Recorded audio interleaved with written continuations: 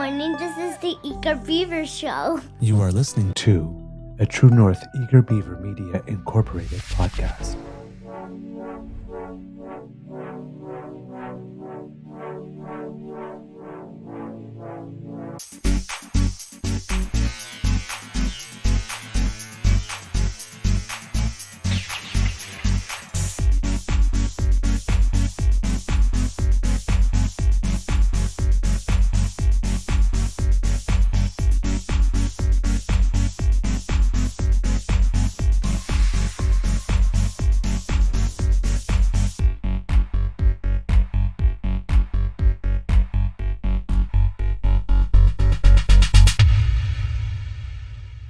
The True North Eager Beaver podcasts are proudly brought to you by our founding sponsors, the Misfit Mysteries from Corvid Moon Publishing, your source for science fiction, fantasy, and cozy mysteries featuring a broad diversity of characters, CanadianTarot.com, your uniquely Canadian online eclectic tarot community, and the Peppermaster, hot pepper sauces made from farm-fresh ingredients to thrill your taste buds and expand your mind.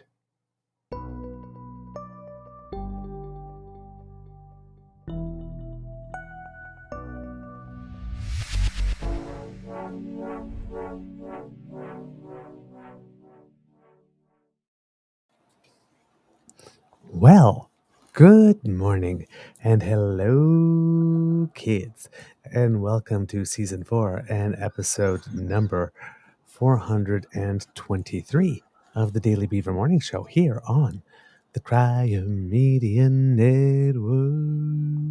Yeah! Today, recording day is Thursday, July 11th, 2024, and still a rainy day here at the Beaver Lodge as Hurricane Barrel as we get the remnants, because now I remember the word from yesterday. remnants of Hurricane Barrel are hitting. It rained enough yesterday. When it was torrential, it was definitely torrential. But it was off and on. It was all throughout the day, but it was off and on. There were starts and stops, and there were times you can go outside when it wasn't, and then it would start up again. So it wasn't like constant all the time. I mean, let's put it this way.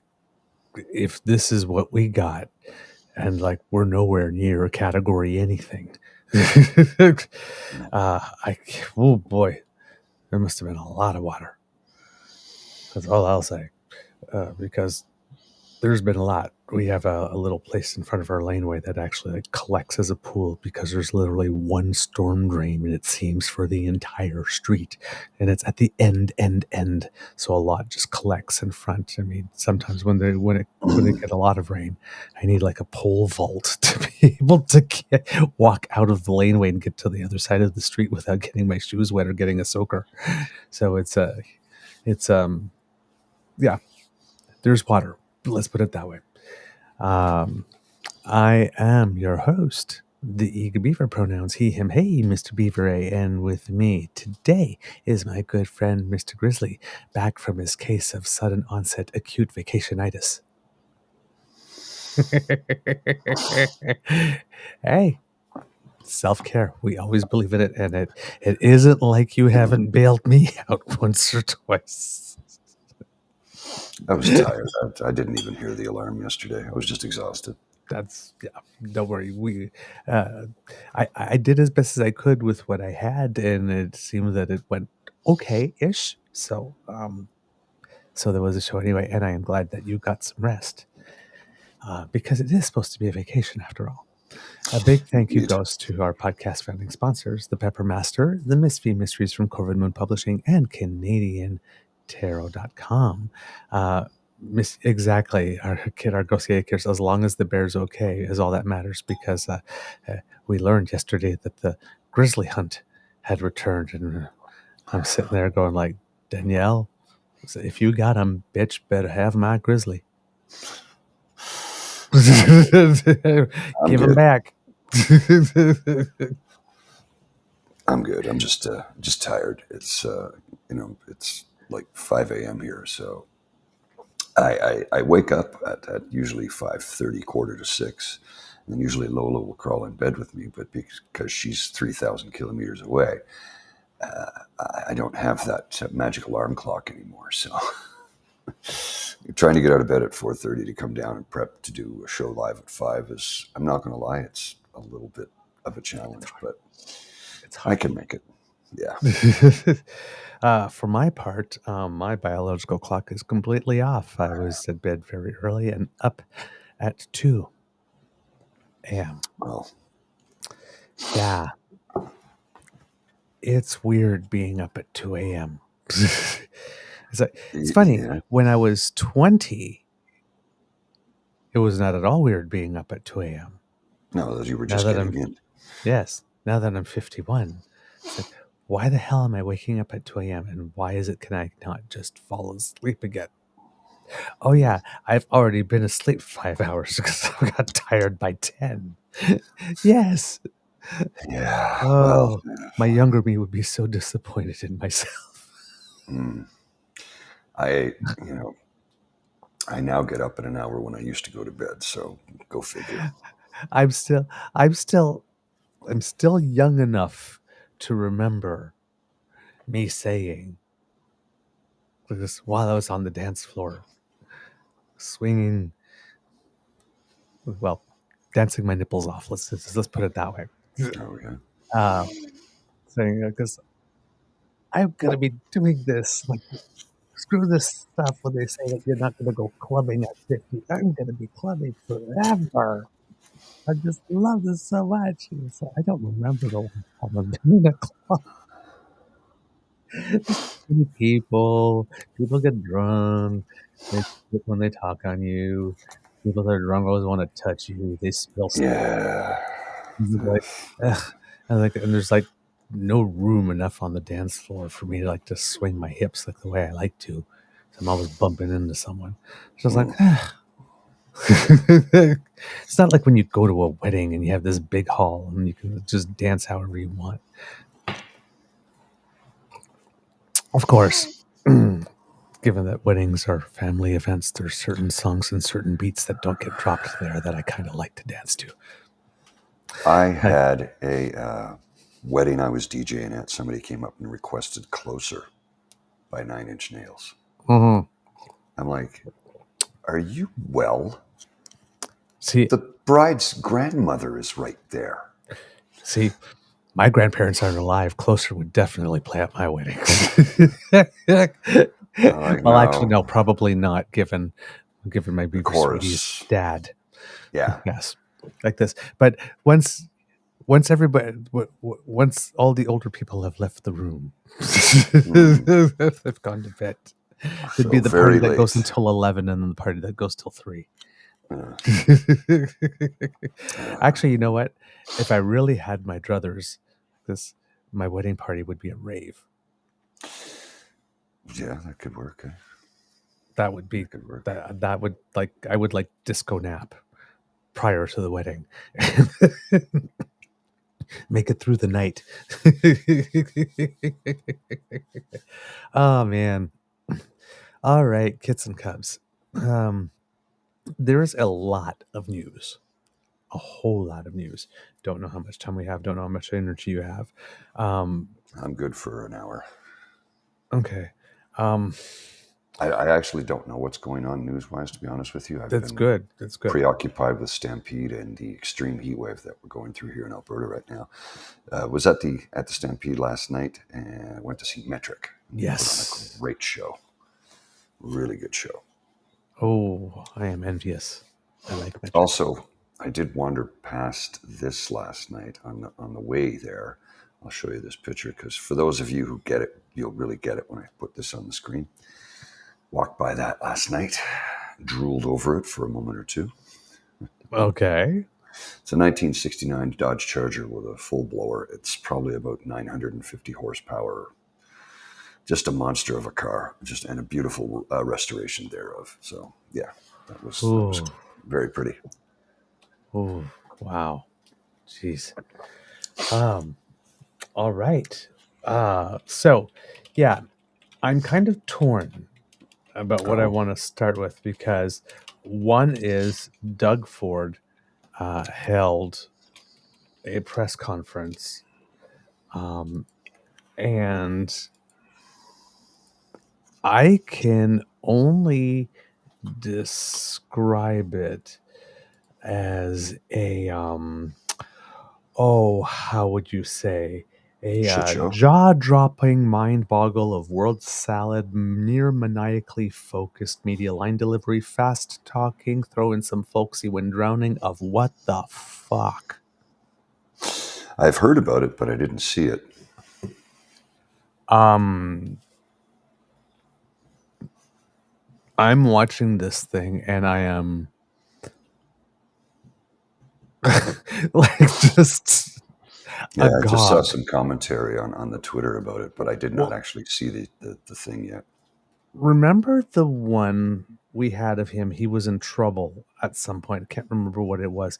And he bellied up to the microphone, like with the chuckle, chuckle, chuckle, like this, and said, like, I always call this the great state of Etobicoke.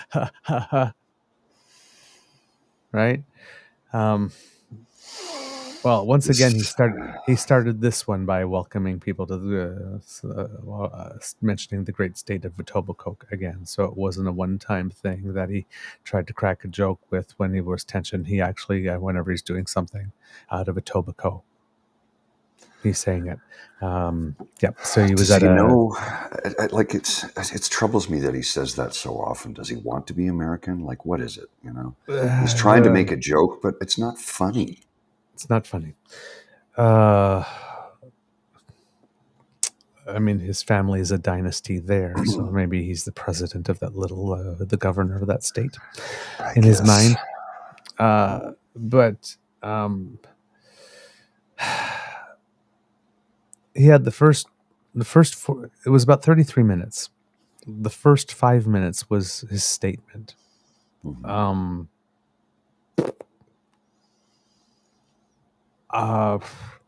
He didn't really have anything offered new to offer. If you listen to the whole thing, you understand that Doug Ford thinks this strike never should have happened. He mentions that like about 6 different times in an answer. He pivots to that when he has nothing to say or he's in trouble. That he really, really respects the workers. The workers are just great people, and they work so hard, and wants us to know that. He pivots to that a lot within his answers. Like this, the answers were really like, I have a thought, and then I need to buy time, so I pivot to talking about the workers, or I pivot to talking about this direction never happened. Then I have another thought, and then I pivot. There was no organization in his mind. Right. And the couple of answers for which there was some organization, that you saw that he had something prepared and rehearsed, you could tell the difference. It was really, really obvious. And came the questions. He was peppered by questions from the LCBO. He's questioned from peppered from questions about the Ontario Science Centre. He was peppered with questions at the end about his personal use of email. Oh. And that's probably a bit that we should play on the show, given that we only have about an hour, which we'll get to. But it's, my God.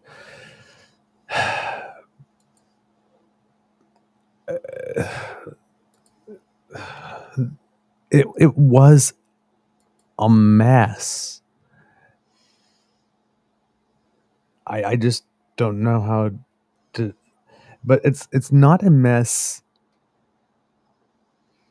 in that it's a train wreck. When you see these press conferences that are a train wreck and you see someone drowning and it's getting worse and worse and worse for them. Right. It was not one of those.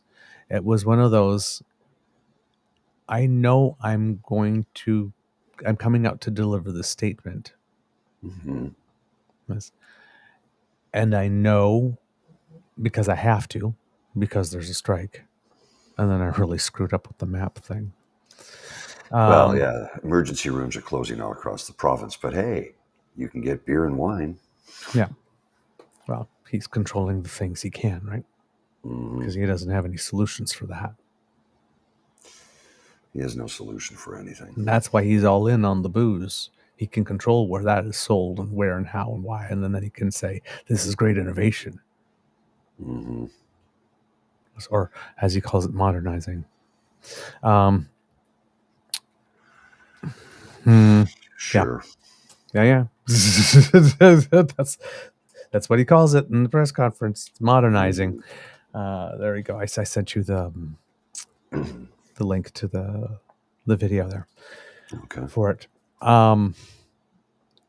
It's a mess. So in the sense that he knows he's going to have to face that, and that I have my media lines. I'm going to do some. I'm going to try to Jesus shucks my folks. Jesus shuck folks my way through some of that, and then like maybe drop a fact here and there. It's very clear to anyone watching that it seems that he is the one doing or interfering in the negotiations in some way. He's really presenting the offer that was made, talks about it a lot, talks only a little bit about what the demands of the union is, but it seems they're stuck on something called RTD, or that's being referred to RTD, which is like ready to drink mixes, which are about 9% of the market.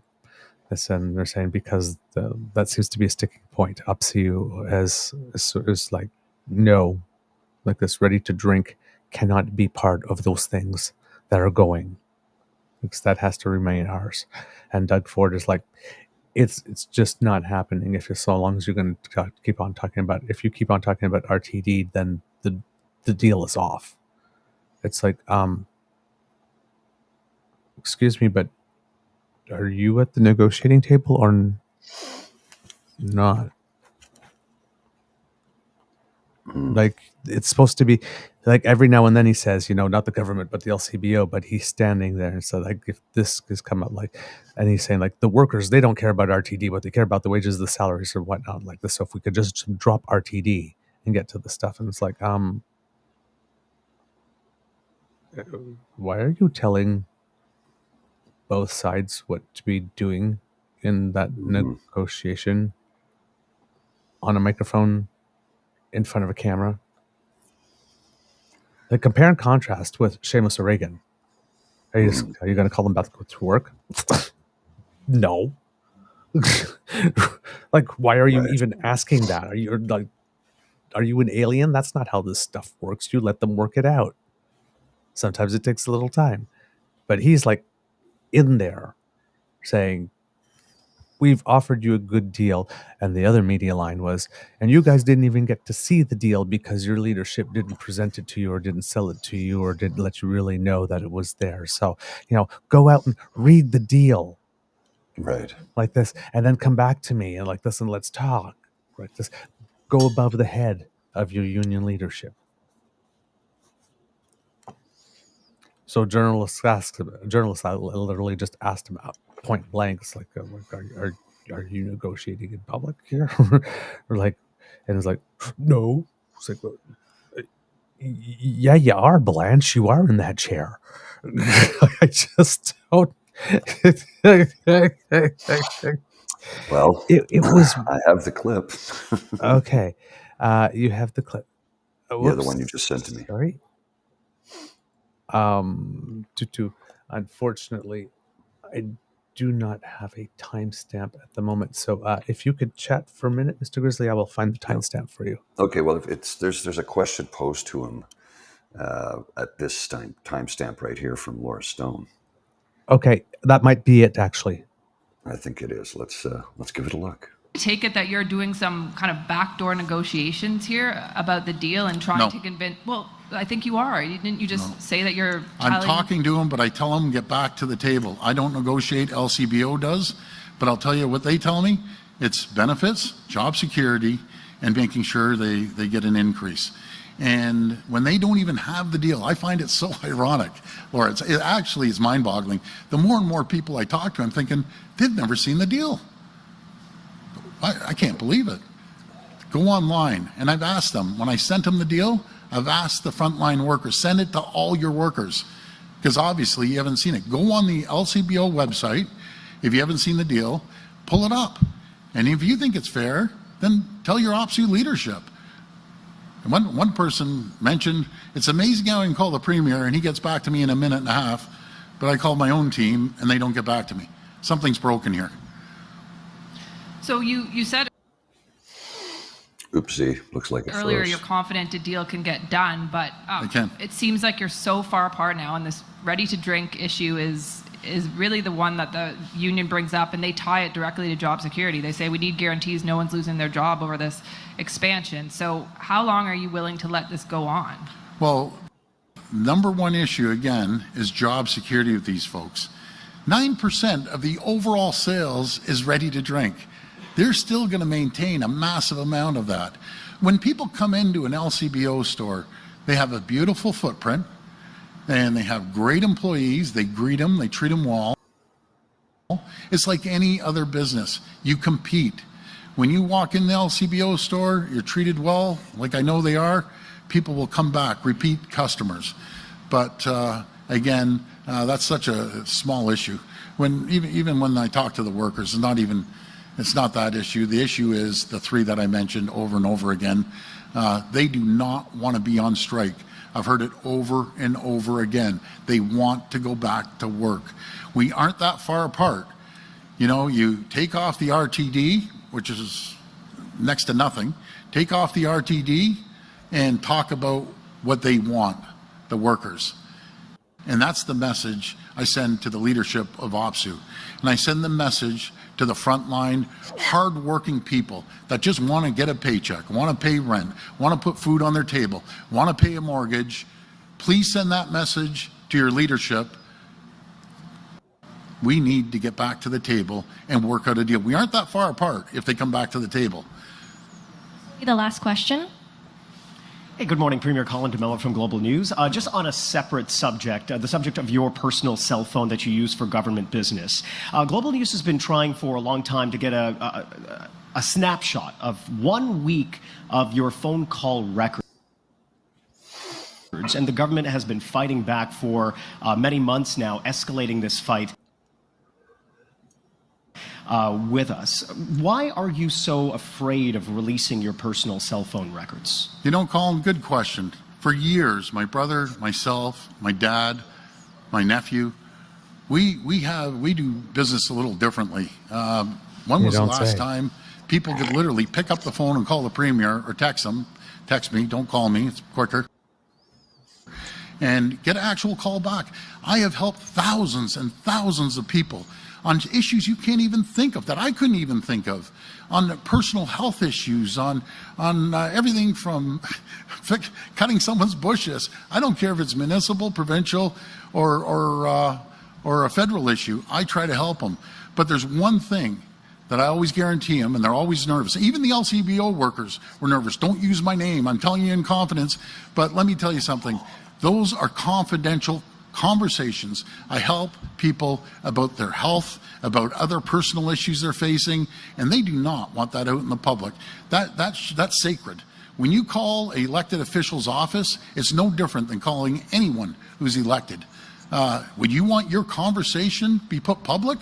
The answer is no. Just imagine if every single politician made their personal conversations with their constituents public.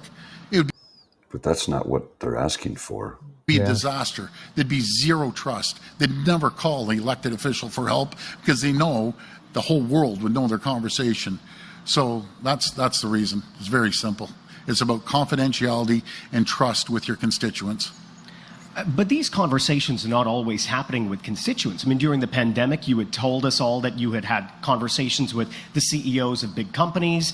You handed out your cell phone number at the Pearson International Airport. You handed out your cell phone number at the US-Canada Summit recently. You handed out your cell phone number at the Ontario Real Estate Conference. I mean, those are not necessarily your constituents, or they might not be constituents of this province at all. As the Premier of Ontario, don't you feel like you have a higher standard to set here, that your conversations with a CEO of a company should be part of the public record? Maybe not the subject of the conversation, but the fact that you had the call with them. Let me be very clear. Any call that comes into any constituency office, anywhere, municipally, provincially, or federally, needs to be confidential.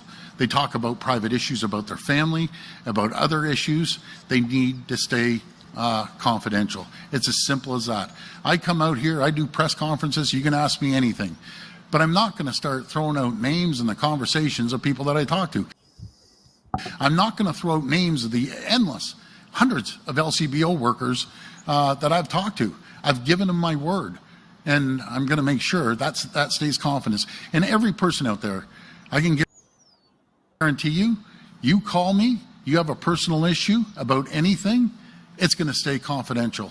And I'm going to do everything I can to help you. I've helped thousands of people over the number of years. That's the way the Fords do business. You call us directly, we get back to you. And again, I want to apologize for the people I haven't been able to get back to because the calls are just overwhelming right now. Thank you for coming. That's great. Thank you so much. Let's get a deal. Let's get back to work and make the workers happy and make the people of Ontario happy. Thank you, and God bless each and every one of you. Thank you.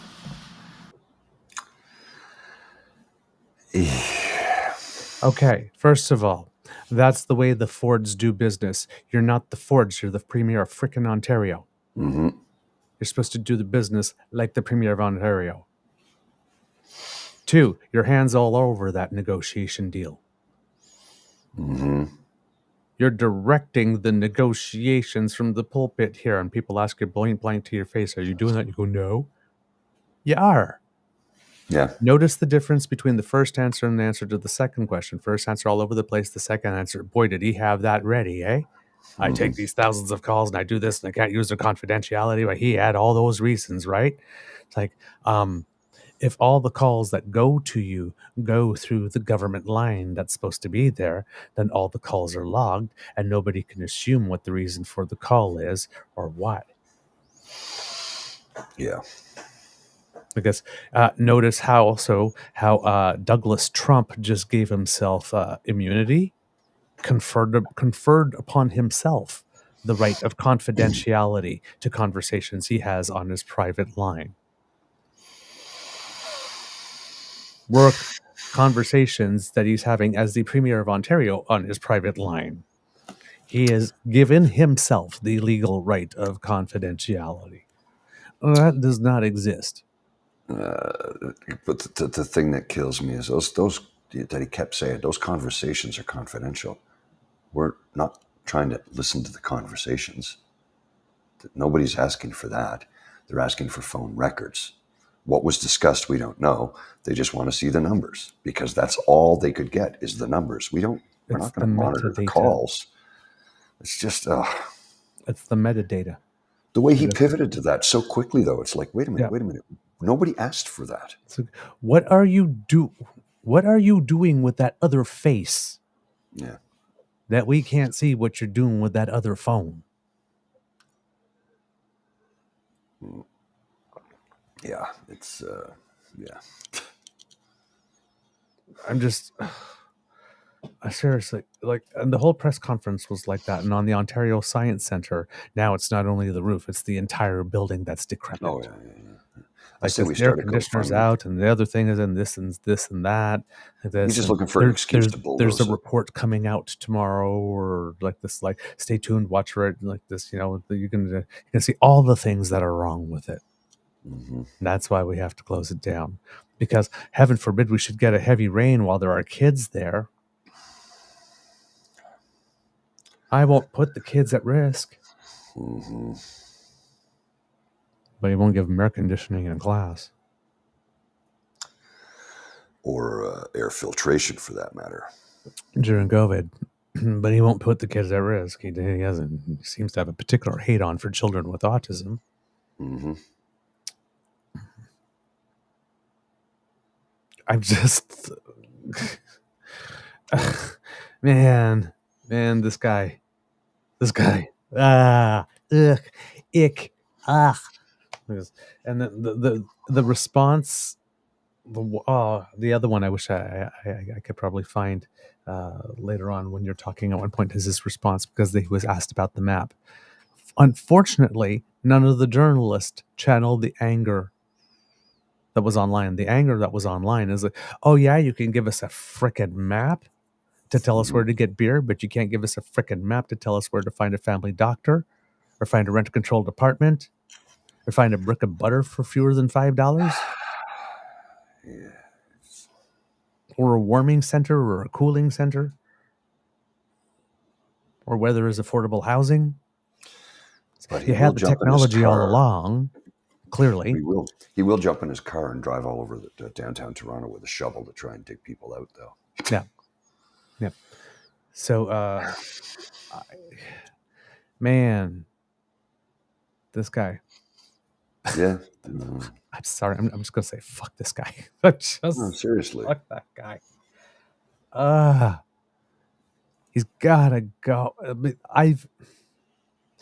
That was the most mob bossy I've seen him. Yeah. Hey, not a problem. It's not a problem. I call these people all the time. Hey, what over there? I got to protect the people, Watch me talk fast.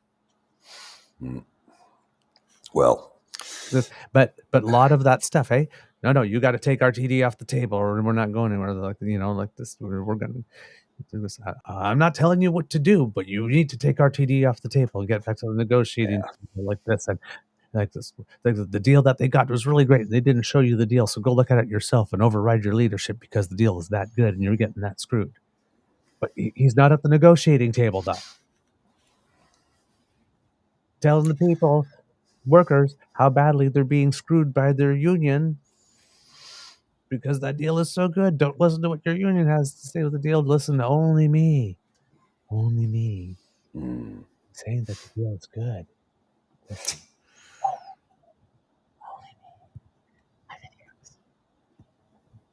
I just stared deep into my veneer. Okay, don't do that to me so early in the morning. Just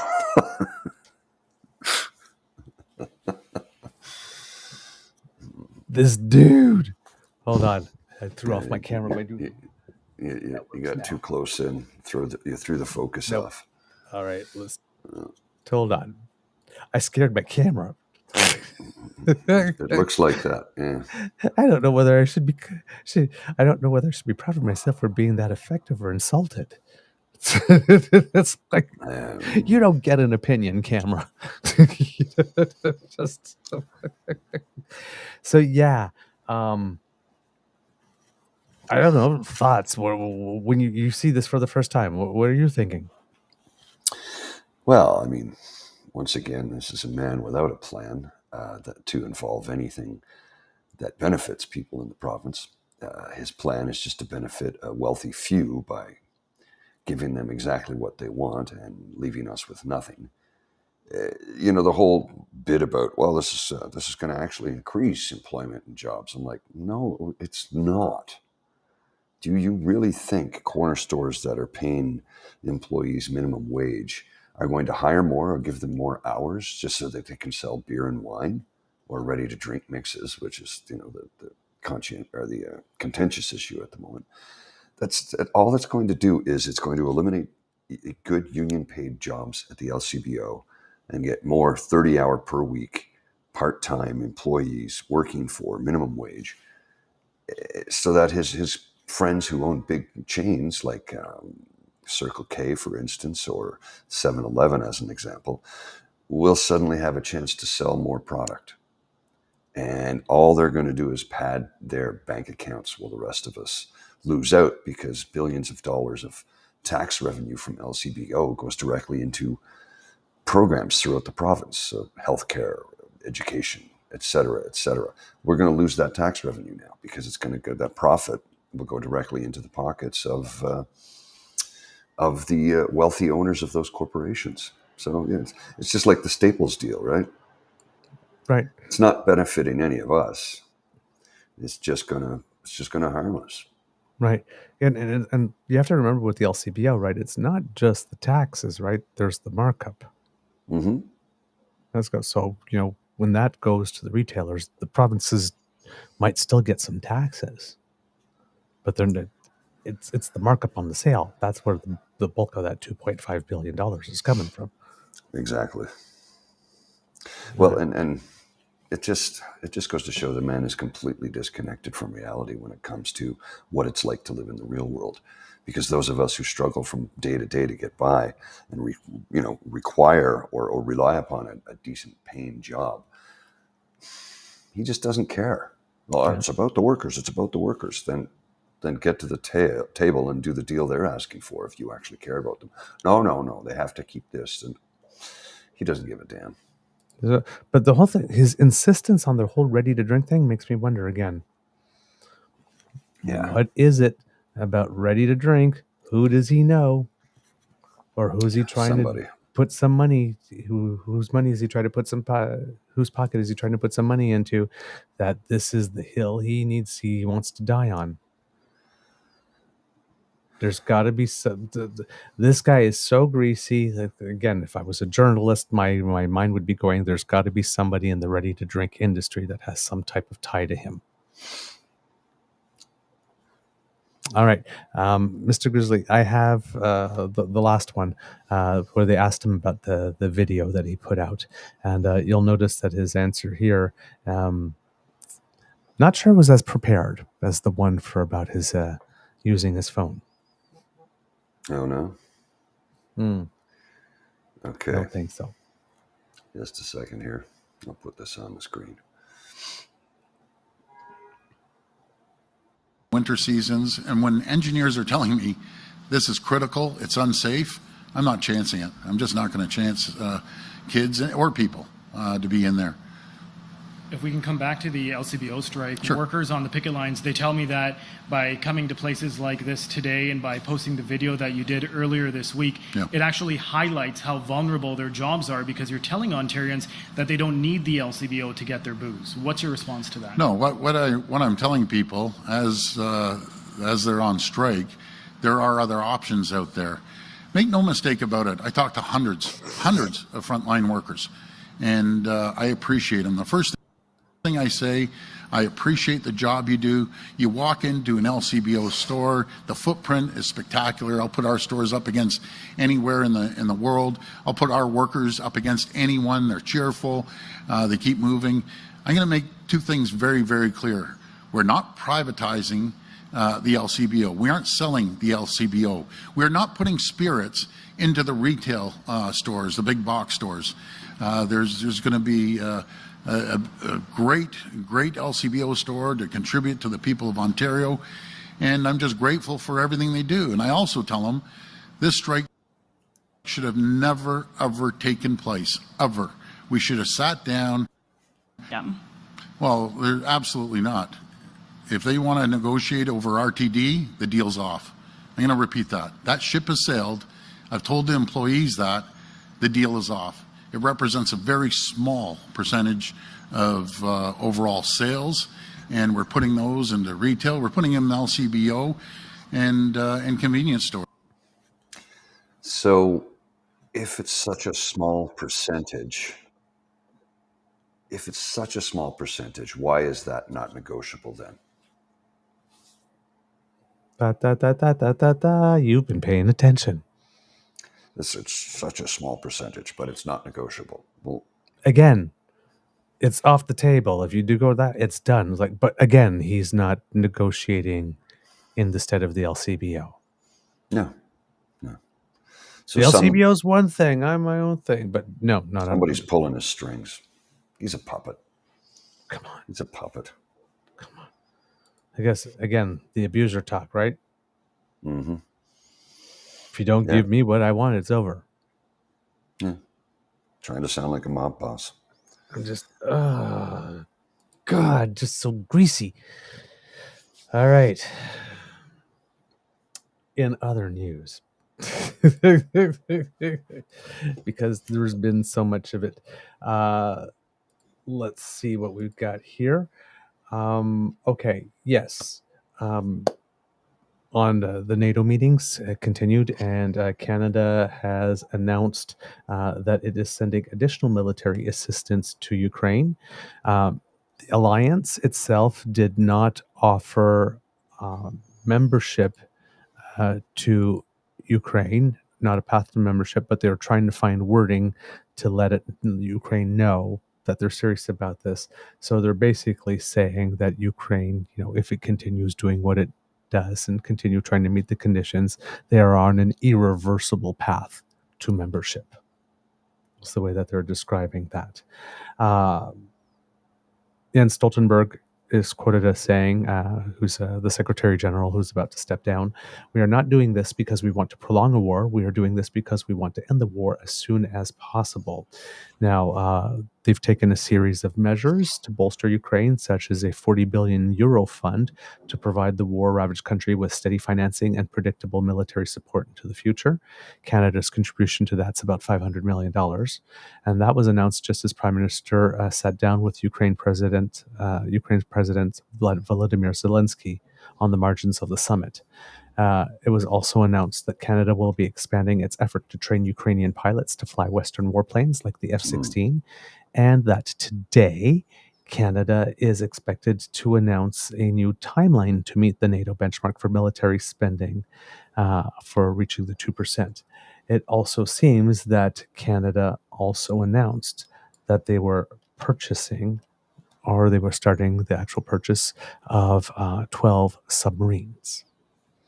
So the narrative going into that was, oh my God, NATO, Canada, you're such a laggard, whatnot. And then the Prime Minister basically came down one day and says, Center of Excellence for Climate and National Security. Boom, submarines. Boom, 500 million for this latest thing for NATO. Boom, training people to fly F-16s. And, oh yeah, boom, here's our plan for 2%. Any questions? He was ready.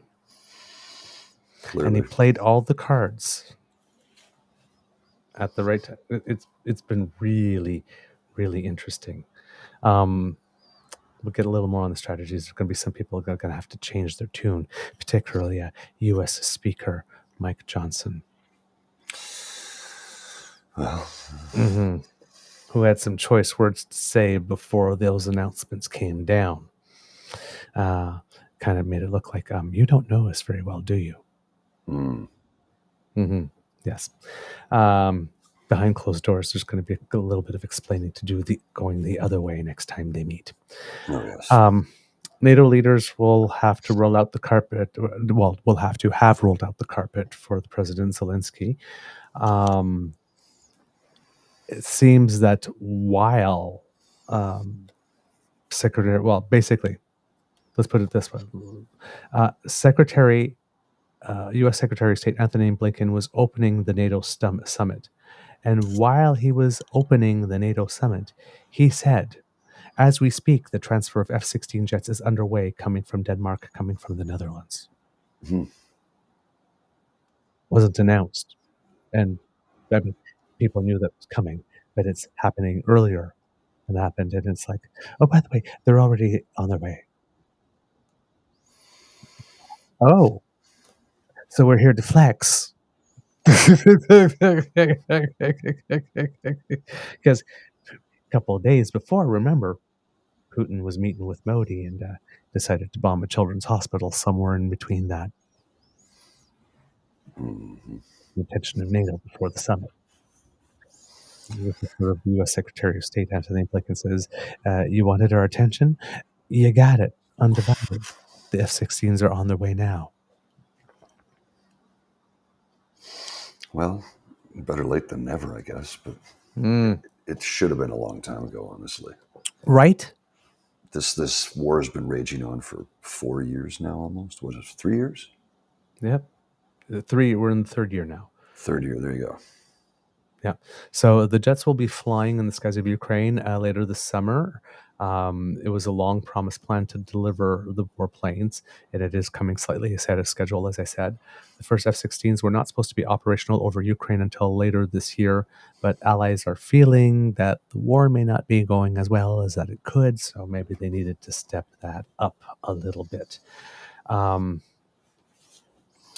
He says as well, this is just part of a comprehensive package that we're putting in place, that we've actually put in place since before day one, to make sure that Ukraine has what it needs to defend itself when it needs it.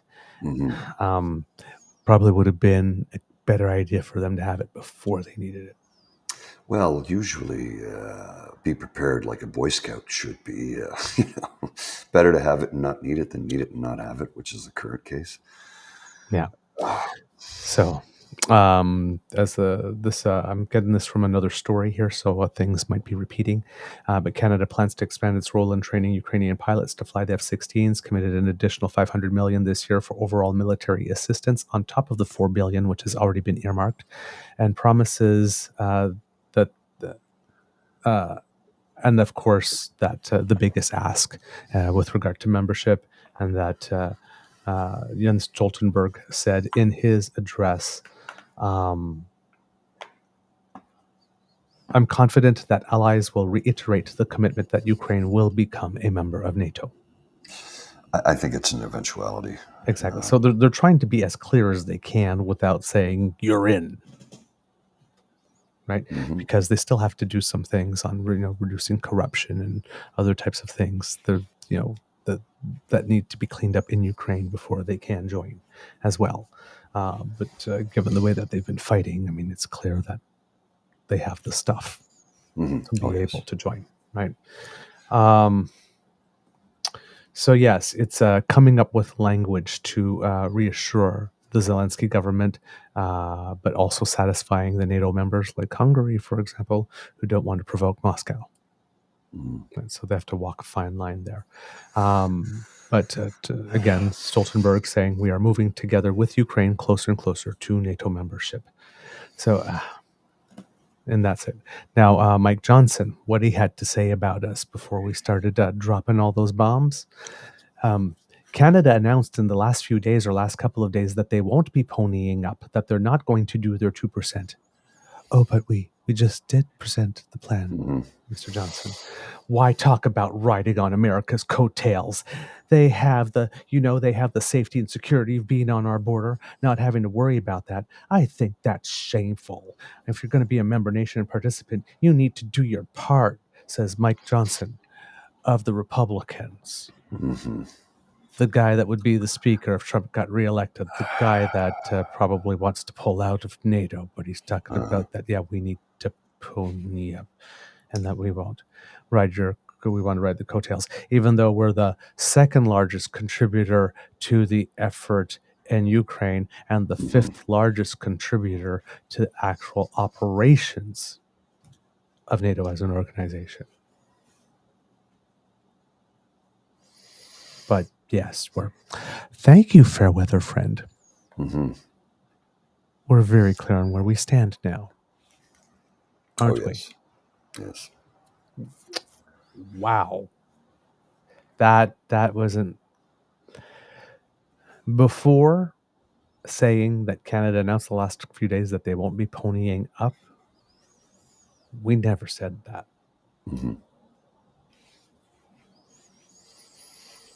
It's just, it's clear you're new to this, Mr. Johnson. Well, you walked into the ring chin up, ass out, and you got flattened. I don't think that's going to be the last time. Yeah, really.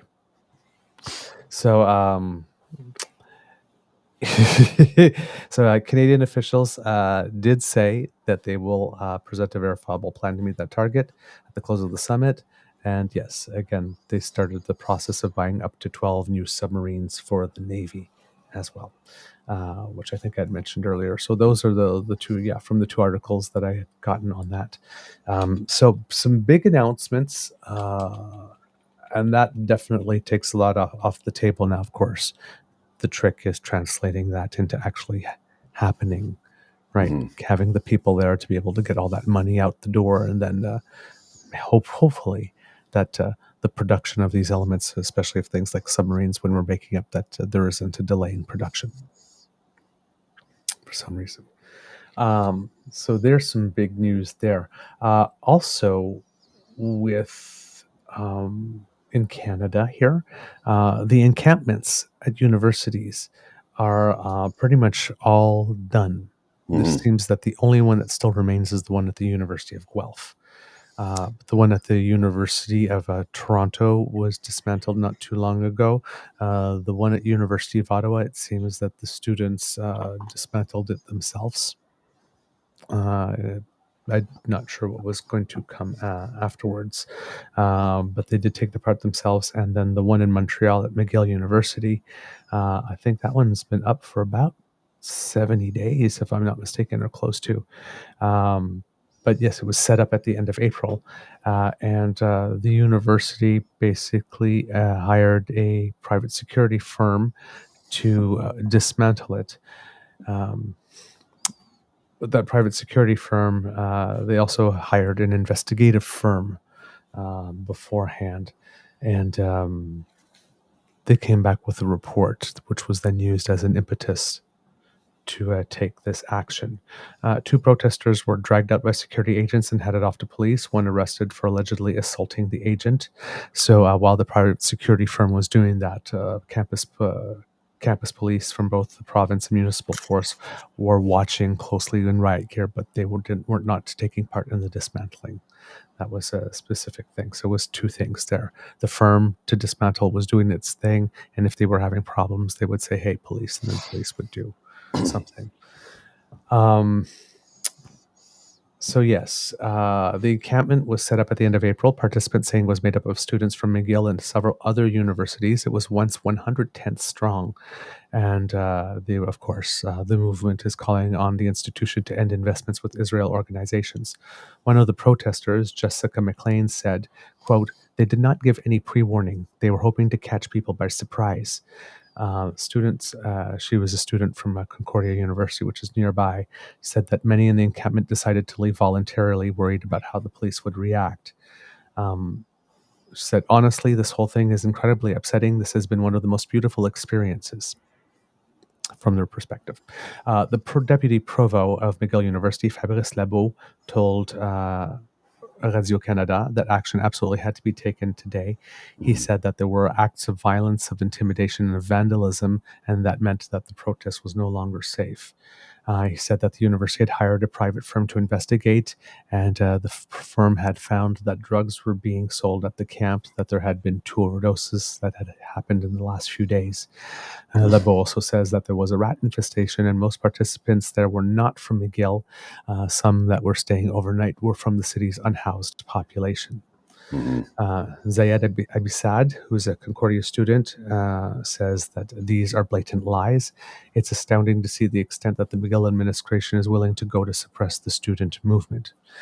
When questioned in Quebec City about the developments, the Premier of Quebec, Uncle Frankie Legs Legault, basically said, "Enfin, finally." We know that he wasn't a big fan based on past reporting, but a premier also learned from Jean Charest's experience that you don't mess with the students in Quebec because they can kill your career pretty darn quickly. So he basically did the uncle thing. Now that it's happening, finally, those annoying children. Well, I mean, you see how he treats everybody, so I'm not surprised. Yeah. Do remember, though, he did get his security clearance that Pierre Poilievre still does not have. Oh, I'm not talking about Blanchette here. I'm talking Legault. Oh, sorry, Legault. Sorry, my apologies. Yeah, the Premier of Quebec. Pascal Derry, who's the Minister of Higher Education in the province of Quebec, had more to say. Quote, "I think it's good news today. We had lots of incidents on campuses that happened in the last couple of months, and there's some teachers that do not want to teach anymore on campus." So there you go. After the encampments were being torn apart, or as they were being torn apart, the protesters left, gathering and chanting on the street nearby as private contractors with backhoes and diggers moved in. By the end of the afternoon, all the tents and other structures had been removed. So yeah, it seems that only at the University of Guelph now is there something at the moment. I'm sure that it won't be long before that's dismantled and everybody's sent packing. It's just a matter of time, probably. I'm surprised that Ford hasn't jumped on the bandwagon to get them out of there, but who knows? Maybe he's too busy trying to find a place for you to buy alcohol.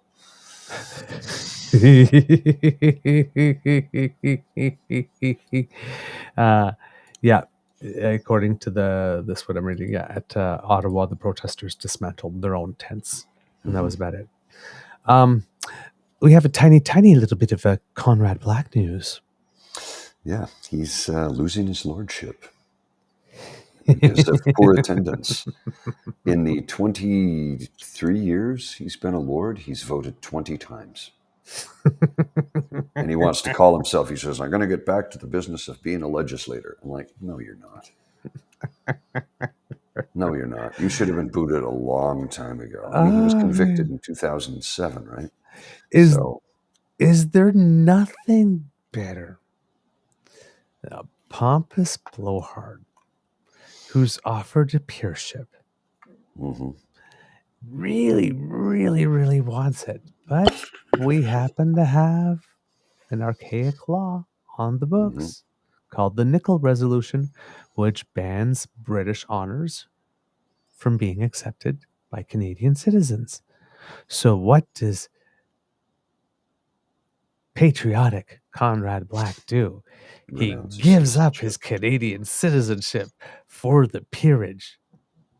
And then all these years later, we find out that he basically has it removed because though he wanted it, he was just too damn lazy to do the work. He wanted the title, he wanted all the privileges and the trappings, but he didn't want to do the work. Well, I mean, he's a spoon-fed, born with a silver spoon. I mean, you know. Yes. Now, apparently he regained his Canadian citizenship last year. Yeah. So it seems that he did have the peerage while he had Canadian citizenship. So technically he was breaking the law. Well, he's a convicted felon, don't forget. And he was pardoned in the U.S. by a convicted felon. Yes. He wasn't at the time that he was pardoned, mind you, but he's the 34 fraud charges with 34 felonies. But the felony had been committed by the time he was pardoned, though. Yes. That's the thing. Right? He definitely was a felon when it happened. Just not convicted. So what I don't understand, though, is how after getting his conviction, he was able to keep his lordship for that long. Like, why wasn't he booted? Right. In 2007, he was convicted. Why wasn't he booted then? Right. I don't understand. He got to keep it. That doesn't make any sense. If you're a lawmaker and you've committed a crime, you should no longer be allowed to make the laws. I mean, maybe I'm wrong, but... One would assume. Right. Right? Big news from the AFN annual meeting, which I mentioned, I believe, 2 days ago was taking place. It's a 3-day meeting taking place in Montreal. There was some controversy seemingly brewing because the new chief, is it Grand Chief of the AFN? I don't know. Oh, God, I hope I'm getting that right. I apologize if I have this wrong. But National Chief, yes, not Grand Chief, National Chief. National Chief Cindy Woodhouse-Nipinak had made an address about the child welfare deal. One of those things that for which Cindy Blackstock was, very involved, and we're still hoping to get her on the show at some point. She's just very, very busy, but you'll see why. Because that first deal was negotiated, and somebody turned around and said, I think it was Canadian Human Rights Commission really that said, not good enough, you have to fix this other thing too. And Nepinak they were asking about it, and she says, listen, I've seen the report, but it's embargoed at the moment. But the compensation is very fair. Okay. Right? But she wasn't allowed to say what it was. Well, of course. And how much it was. So it was creating this impression that maybe she was withholding some information, or maybe the deal wasn't good, or that type of thing. Now, I get the impression that people were sort of expecting the money to come in at about $40 billion. I believe that there was $12 billion of that was going directly to compensate children. Well, not children now, but they didn't get the services that they needed. Then that there's $20 billion going in to try and raise the level of services being provided from coast to coast to coast. But according to this, said, and this is from the CBC, the Assembly of First Nations has a draft settlement offered from the federal government to finalize long-term reform of First Nations Child and Family Services, National Chief Cindy Woodhouse-Nepinak announced Tuesday at the AFN's annual General Assembly. Quote, while this offers under settlement privilege, I can tell you today that it's a very significant offer. So that's what she could say at that time. She said regional chiefs were given the details Tuesday morning to discuss with chiefs in their caucuses. It is a fair offer that will benefit generations of children, said Woodhouse-Nepinak. I don't know how to pronounce that. I'm going to have to listen to the thing again. I thought I had made note of it, but I don't remember. So my apologies if I'm pronouncing her name incorrectly. Let's never lose sight of what this is all about. It's about our children, about our future. First Nations are in the best position to take care of our children. The AFN held a session at the end of the day on Tuesday to discuss long-term reform and compensation, including details of the draft offer, but only chiefs and proxies were allowed to attend. All other assembly attendees were removed from the room. The offer stems from a 2016 ruling from the Canadian Human Rights Tribunal that found that Canada engaged in willful and reckless discrimination against First Nation children and families on reserve and in Yukon by failing to provide them with the same level of child and family services provided elsewhere. In 2019, the tribunal ordered Canada to pay the maximum human rights penalty of $40,000 per child and family member. In addition to the compensation, there was an agreement in principle promising an additional $20 billion to reform First Nations child and family services. It's unclear how this offer differs from the agreement in principle. So this is before the bigger amount was finally announced. The other part of the settlement, $23 billion in compensation, was approved last year. The AFN will host a special assembly focused on child welfare that will take place in Winnipeg, September 17th to 19th. Woodhouse-Nepinak said Tuesday that AFN will host a regional engagement session for consultation so that chiefs can deliberate and vote on the issue at the special assembly. First Nations Child and Family Caring Society Executive Director Cindy Blackstock said the agreement shouldn't have been made in secret. Quote, Canada has a duty to consult with First Nations about their children. It ought to be disclosing all this stuff, Blackstock said. Quote, I am very concerned about that. These are the children of different nations throughout this country. These nations have a right to know what is in those agreements. They have a right to review it with experts that they have confidence in and make an informed decision about it. Blackstock said evidence from the Institute of Fiscal Studies and Democracy, as well as some projections from the Caring Society on post-majority care, estimate the settlement could cost, on the very low end, $51 billion, excluding capital and funding for provinces delivering First Nations child and family services, as well as other costs. At the higher end of that estimate, what I mean by the higher end is if we were able to do the job properly, it's about $57 billion, plus the capital and plus the sum of these other costs. David Monias, chief of oh boy. Okay, let me try this one. Pimikimakamak Okimawin Cross Lake Band in Manitoba. I apologize. Said he left the closed sessions early and feeling upset. We're getting left in the dark, he said. We should be a part of that. We are the rights holders. These are our children. These are our communities, our families. We should be hearing details and be part of solutions, not just a recipient of information that is coming back. Judy Wilson, proxy for Osoyoos Indian Band Chief Clarence Louie, said many questions were being raised. They include the quick turnaround of chiefs to review information and be prepared to make an informed decision in time for September Special Assembly. Wilson said it's important to get what information a chief can while understanding the legal parameters of the settlement. Quote, "It is what it is right now, and we have to make the best of it. Many of the communities and leadership are saying that their communities are in peril, they're continuing to lose children, and they want to be able to make those substantive changes so that the information that is required needs to go to the chiefs so that they can make informed decisions." So before the full amount came out, those were the concerns that, everybody didn't know what was going on. It wasn't fully transparent. Is this another thing that's about us, but not with us? And, and what is the real amount? Is this a sign of bad news? Is something trying to be covered up? Well, the deal agreement finally came out. And the deal says that Ottawa could be spending more than double what it had planned 2 years ago, with a projected $47.8 billion earmarked for the First Nations child welfare reforms. So in the previous article, Cindy Blackstock was saying 51 at the low end, 57 at the high end. The federal government is coming in with 47.8, and I'm sure that there are a whole bunch of other initiatives along the way that maybe tie into this somehow. But that's a huge amount.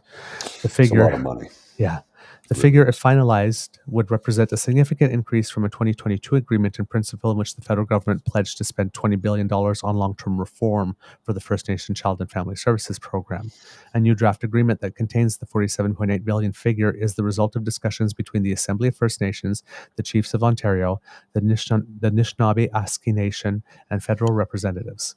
A formal announcement has been in the works for several days, but details have not been released yet. The spending plan for reforms is the latest development in a continuing tussle with the federal government over First Nations child welfare that has involved legal battles and negotiations.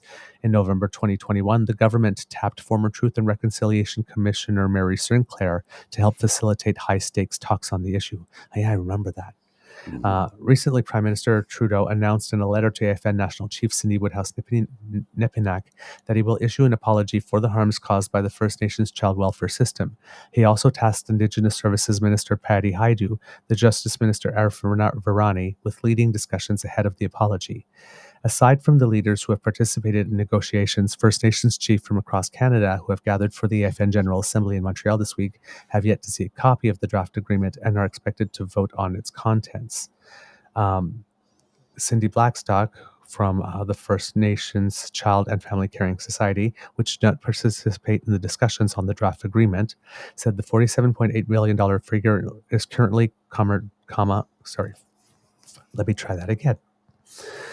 First Nations child advocate Cindy Blackstock, the executive director of First Nations Child and Family Caring Society, which did not participate in the discussions on the draft agreement, said the $47.8 billion figure is currently, quote, just a number in the air. She called for the government to release the agreement and ensure chiefs and experts can see the fine print and compare the figure against research that has been completed. Quote, "We measure success at the level of the child and their family," she said. The $47.8 billion in the draft agreement was confirmed to the Globe and Mail on Wednesday by a source with direct knowledge of its contents. The Globe is not naming the source because they are not authorized to publicly speak about the deal at this time. Separately, a $23 billion final settlement agreement on compensation for First Nations children and families was approved by the Federal Court of Canada in October, bringing the total government spending plan to more than $70 billion. Whew. Anis Piragansaanatar, a spokesperson for Indigenous Services Canada, said negotiations toward an agreement with First Nations parties are continuing. He said should an agreement be reached, First Nations parties will engage with members across the country and that it would represent a milestone. Ms. Woodhouse-Nepinak said this week that a special Chiefs Assembly will be held in Winnipeg from September 17th to the 19th on child welfare and solutions for children and families. The National Chief also said in a recent interview that First Nations organizations have worked to get commitments on the table and that it will be up to communities to determine the next steps. So there you go. Interesting. Yes. And then the rest of the article goes into the history of how we got there with the complaint being brought in 2007 by the AFN and the First Nations Child and Family Caring Society. So this is a 17-year journey. Then the 2019 decision from the Canadian Human Rights Tribunal. Then the 2021 October appeal by the federal government when they announced that they would appeal the federal court decision. And then that's when talks came along and the appeal never went through. And then they came to a deal, the first deal with $20 billion, which went to the federal court for approval. And the federal court said that you needed to do more on the compensation part. And then the federal government did that. And now this is the final part of it for a total of $70 billion. So it seems that for this part of it, dealing with the squabbles with the federal government in terms of fixing the child welfare system, that this might be the end. Just how the money gets transferred will be the next negotiations. Then the rest will be within the Indigenous communities, within First Nations themselves, to determine what it is, the priorities, and where the money goes. And then it's not up to us to have any opinions about that afterwards, because it's not our money. Sooner they can get the money out, the better. It's taking time. Yeah. Now, Pierre Poilievre is supposed to speak in person today at the Assembly. It's going to be the first time he appears in person. He's previously sent video messages. As I mentioned yesterday, there are some people that are really interested because he's talking about deals about resource revenue on Indigenous communities, and that's very appealing to some of them.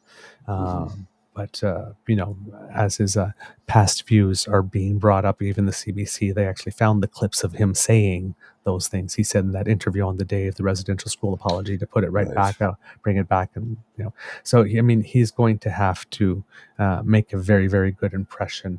And the best quote I heard about that is by a policy analyst from the George Gordon First Nation in Saskatchewan. Her name is Jennifer Leowitz. She's met Pierre Poilievre, and she said, "We'll be watching what he says to AFN chiefs closely. I'm really hoping not to see him go into those rooms and say, axe the tax and build the homes and stop the crime. It's like, no, we have real issues happening on our nations, and we need to know how you're going to fix it." So they're not going to be looking for the standard stump speech. Well, this is a good thing. Yeah. All right, sir. Let's put a bow on this for today, because I have to go lie down. I'm falling asleep. I'm so tired. Absolutely.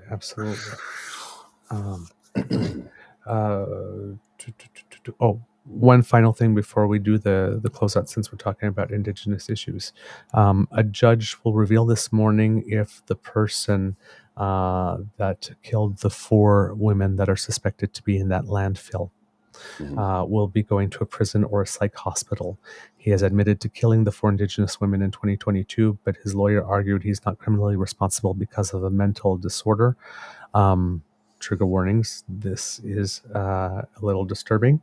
During the trial defense, witnesses testified that he suffered from schizophrenia at the time of the killings and that he's a homicidal necrophiliac. Ugh. Yes. Wow. Which, without having, I have to describe it for full information. It's a rare condition where people are aroused by having sex with someone they've killed. Yeah. The 4. Well, not necrophilia is not. It's they like to have it with a dead body. They might not necessarily have been the one who had done the killing. But this one is specifically homicidal necrophilia. Wow. Yes, Morgan Harris, Mercedes Myron, Rebecca Contois, and a 4th woman who has been given the name of Buffalo Woman are the 4 people who's 4 people whose lives he took. That's going on today.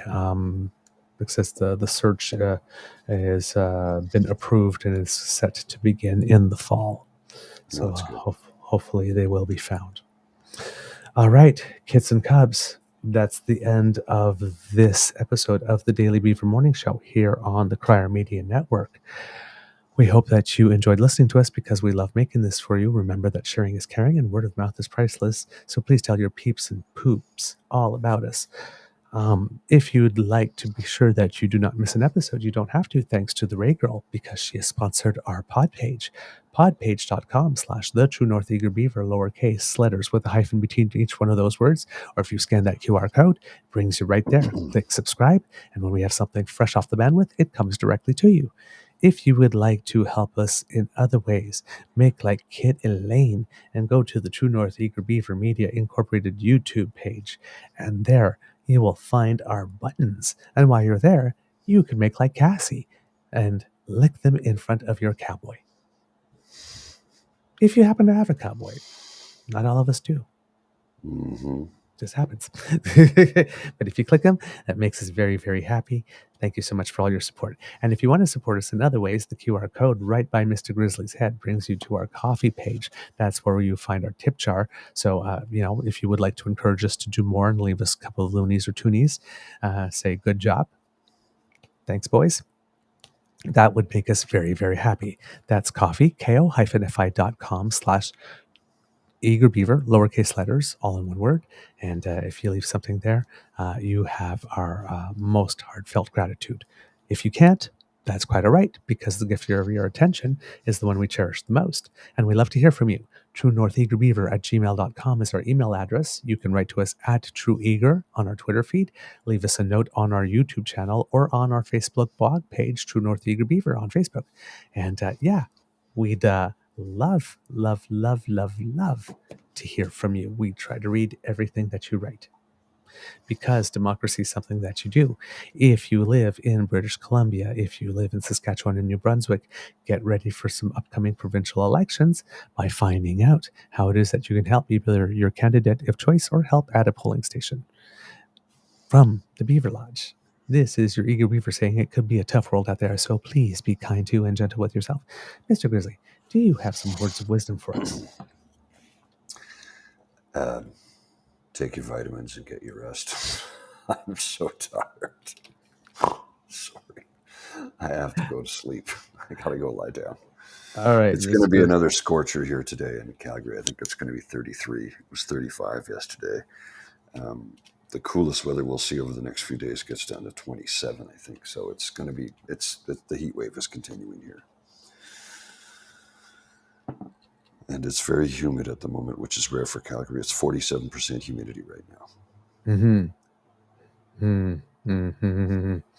All right.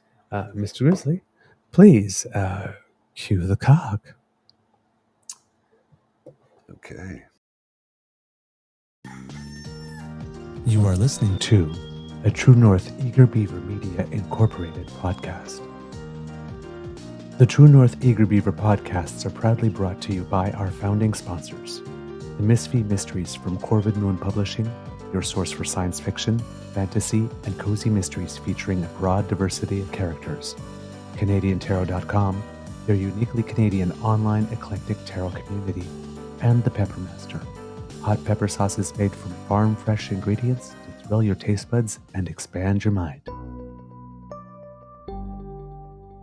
We are grateful to the Crier Media Network for its support, Pete Jarvis for our artwork, and Paul Joseph Something for our opening and closing sequence music.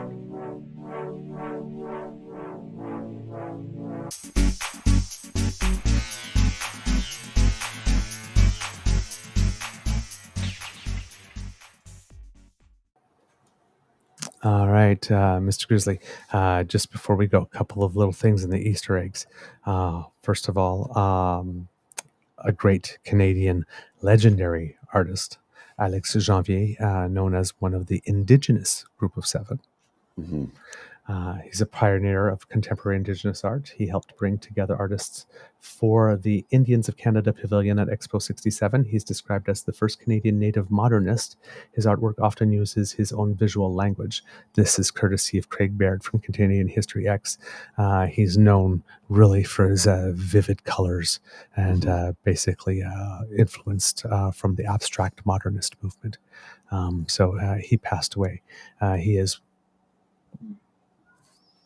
one of the probably most displayed Indigenous artists, not only just in Canada, but throughout the world.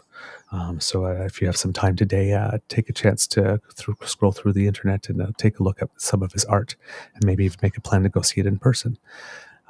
If you're watching U.S. politics at 5:30 this afternoon Eastern Time, Joe Biden is going to deliver what seems to be a major press conference. So if you're into that, and for Copa America fans, it seems that the coach of the U.S. Soccer team has been fired. Well, he didn't do very well, so that was kind of expected. Wow. Have a beeferific day, everyone.